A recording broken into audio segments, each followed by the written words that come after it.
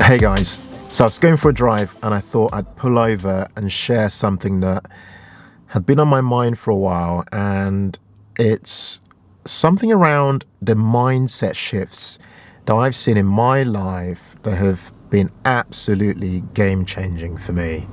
So I figured, you know what, rather than wait and set up my camera and what have you, as I'd normally do, I'm just going to do it in the car and just let you guys know what these are. So I'm going to share with you really important, game-changing mindset shifts. Okay, I'm going to read them out. Okay, because I've got my bit of notepad here. So the first one is that I moved away from looking at myself as somebody who has a profession. So I'll give you an example of what I mean. So when somebody says to you, "Hey, what do you do for a living?" or "What do you do, Ken?" I would normally say, "Hey, I'm a chartered accountant." But what I found out, the mindset shift, is to move away from seeing yourself as somebody who does a particular job to which you attach your entire identity to seeing yourself as somebody who creates value. This is actually really important. So forgive the noise, there'll be a lot of cars driving by.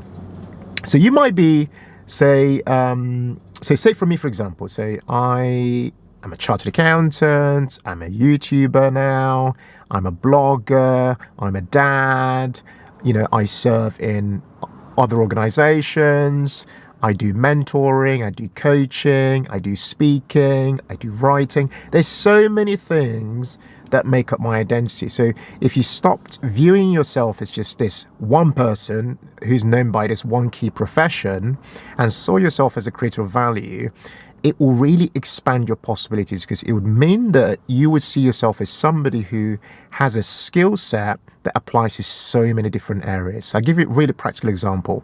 It will make you look at the idea of making money from different sources very differently.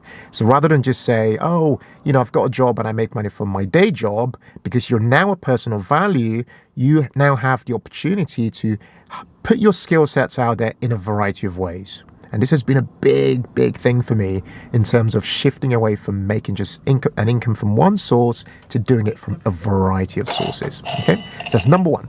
Number two is to, it's a big truck coming. Hang on. Do you see that?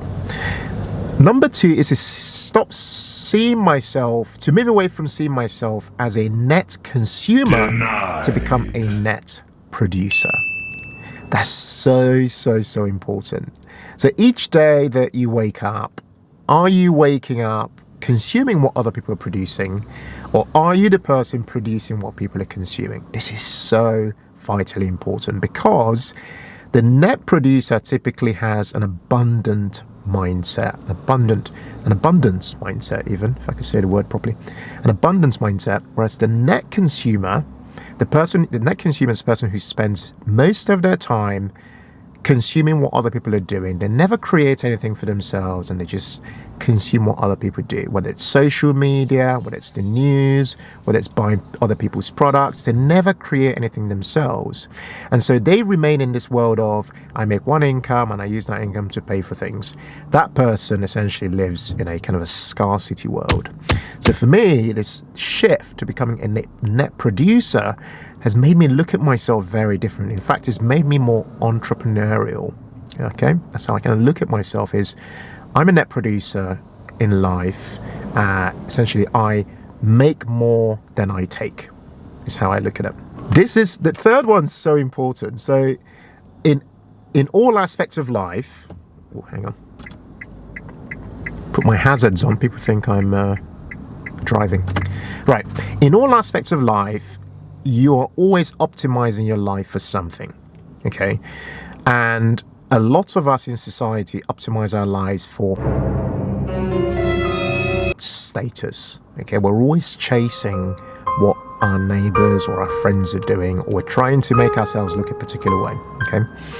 Other people optimize for fame, other people optimize for convenience, and so on. But the one that I found that has been so transformational for me is when I chose to begin to optimize my life. Sorry, anticlimax there. optimize my life for independence. Independence. This is so important. Hang on, I think I'm causing a bit of traffic. Right, I might have to move my car.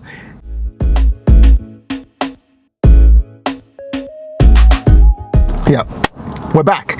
So this is the most, honestly, one of the most important things you could ever choose to optimize your life. It's this idea that you're going to choose to do life differently. You're going to choose to do life by design, okay?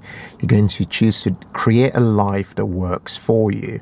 You're going to choose to make money work for you rather than you working for money. This is how you optimize for independence. And this is how you create a life of fearlessness, where you're not worrying about money, you're not worrying about running out of money, you're not worrying about being made redundant or being sacked in your job, because you've now looked at life very purposefully. And this is so critical. Right, next one is number 4, use what you have in your hands. I see this as the number one way in which you can solve every problem. So most people say things like, a lot of people say things like, I can't make another source of income because I haven't got X, or I don't have this other knowledge, or I don't have this particular tool, or I haven't gone to university, or I haven't done this, which are all excuses, to be honest. So I believe, and this is my theory, and I know this theory works because it works for me. My theory is begin with what you have in your hands. Use what you've got. You already have the raw materials to move to the next stage of your life. In fact, I'd go as far as arguing, if you need to generate the next 3 sources of income in your life today, or say in the next 1 month, you already have the raw materials to make those happen already. For example, why can't you use your skill sets to offer someone some coaching? Why can't you start a membership site? Find an audience. Why can't you start a blog? Why can't you start a YouTube channel, right? These are all things you have in your hands already. I'm filming this in my car. It's what I have in my hands, right? I've got it. I'm using what I have, right? So it's such a key principle. Right, next is time is worth more than money. Oh, man.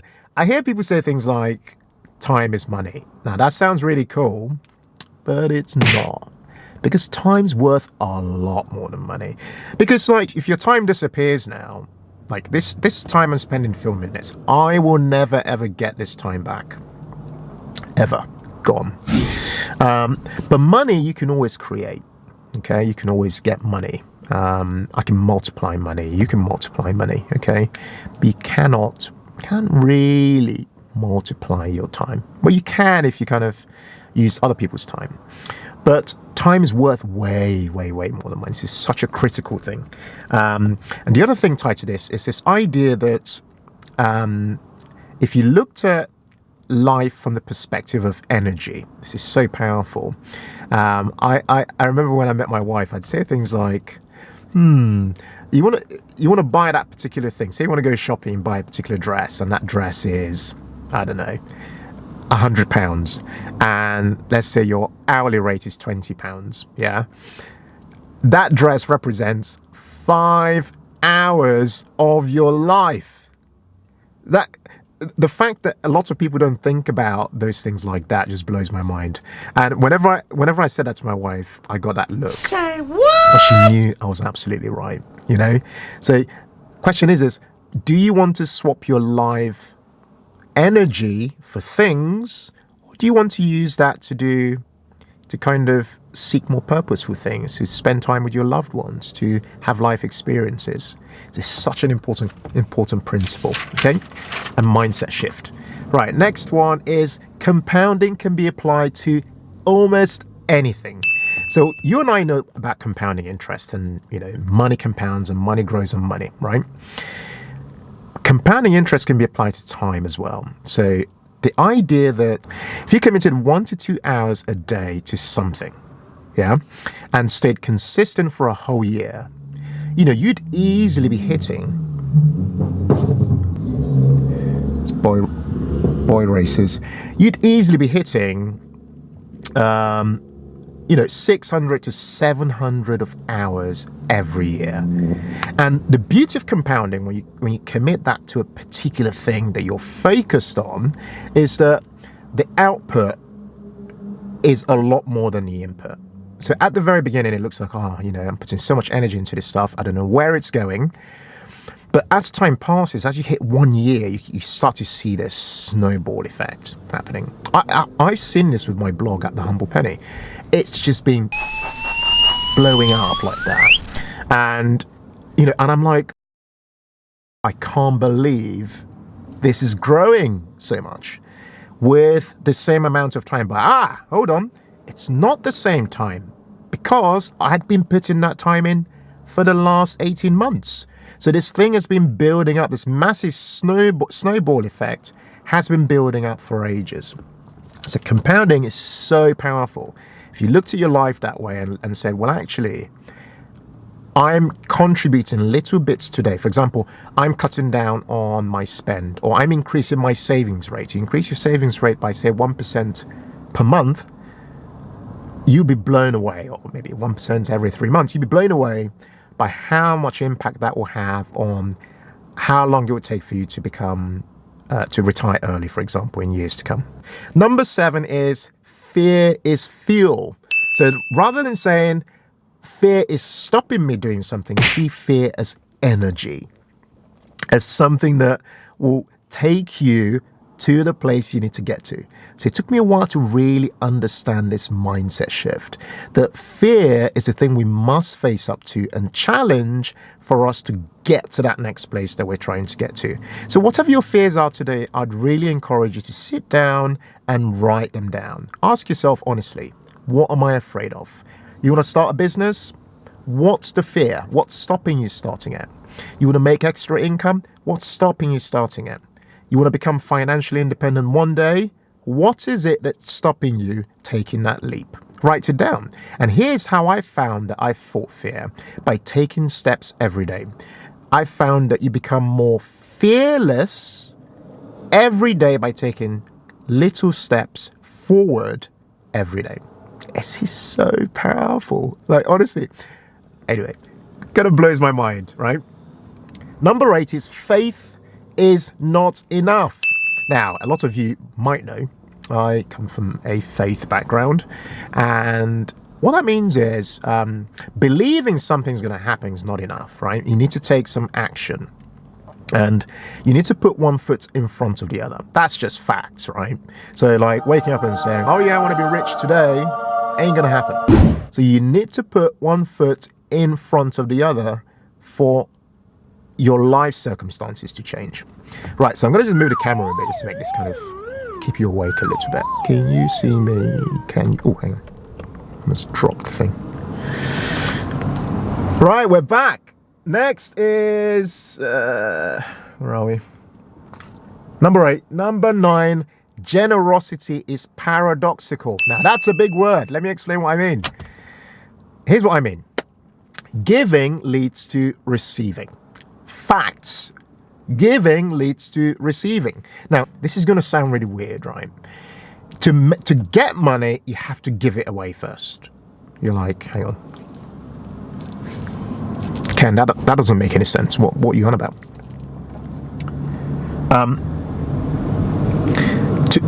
For money to come into your life, you have to give money away first.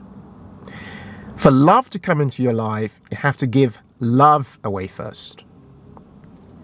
For kindness to come into your life, you have to give kindness away first. This is an eternal principle. I'm going to struggle to explain it to you, but it works. So I use this on my blog, for example. The Humble Penny is founded on the business strategy of generosity, which is we give free content away, high quality stuff. And we just do it, And when we do, people are like, no, hang on. What are these people smoking? They're giving us all this free stuff for free. How does it work? What's the scam? There's no scam. It's an eternal principle. We're being generous. And by being generous, hey, guess what happens? Reciprocity happens. You too will be generous towards us. It's just what happens. I can't argue with that. It's just what happens, right? Where was I? Is that number 10? I think that was number 10. Let me say this last one. Oh, no. Two more. Right. One before the last. Penultimate. I think that's the word. This concept of busy doing nothing. So a lot of us say, oh, I'm busy. I'm busy. Life is busy. I've got lots going on. I learned from somebody recently that's called BDN, busy doing nothing. The mindset shift is you have to shift from busy doing nothing to busy doing learning. Busy doing learning. Okay. Now, life is all about learning, whether you're learning from starting a business and failing, or whether you're doing a specialized course, or whether you're learning on YouTube, whatever it is, you've got to actively seek out learning, and see life as an adventure of learning. This is such a huge shift in mindset. The final one I'm going to say today before I kind of drive off, I think I started with 7 that I was meant to say, but I've kind of blown that now. The final one is the power of values. Your values. In society today, many have no values anymore. And because values are in short supply, values are now sexy. Yes. So what do I mean by that? So my 3 values that I promote a lot on the blog are honesty, integrity, and transparency. Right. These are such powerful values to have. I mean, for me anyway, you probably have your values, but the key is to stick by those values and live by them every day. Okay. And don't budge. If somebody offers you a job that don't kind of meet your values, say no, even if they're paying you more money. If a brand approaches you to work with them, even though they're promoting something you hate, like for example, I don't promote gambling, so you should see no gambling on my blog. If you do, it's just something that's crept in. I say no to all those things because they're just not things I believe in. Okay, that's just me as an individual. So you have your values as well. And you should absolutely say no if people come to you and say, hey, give up your values for money. No thanks. So that's such an important thing because it will give you longevity. Because people will come to trust you, people will come to rely on you, because people will see that you are different in your approach to life. It's just, I'm sharing things that probably sound very obvious. Sorry about the noise. I'm sharing things that probably sound very obvious, but these are eternal principles, things that, if you apply them to your life, and I know they're really difficult, they're really challenging in many ways, because these are hard paths. In life, we always seek the easy path in life. These are really quite difficult paths to follow. But if you follow them and apply these principles to your life, they will be game-changing for you in the same way they've been game-changing for me and continue to be. Okay, hope you've enjoyed that. I'm Ken of the Humble Penny. What we do on this channel is to give you the key insights, hacks for you to become financially independent one day and to create a life of money joy. On this channel, we'll talk about money, personal development, and we do a bit of lifestyle once in a while. So this here is in our personal development segment, and I hope you've enjoyed it. If you've got any comments, I'd love to hear from you actually. Which of those what did I call them? Mindset shifts, that's it. Which of those mindset shifts really resonated with you? I'd really love to hear from you. Please comment below. If you're new to this channel, please tick that subscribe thingy at the bottom. And yeah, please come back. Once in a while we create kind of more produced videos, and once in a while I do these ones that are just uncomfortably close up. But I just kind of want you to kind of really understand where I'm coming from. Anyway, feel free to comment, like, and subscribe, and I'll see you guys on the next video. Take care.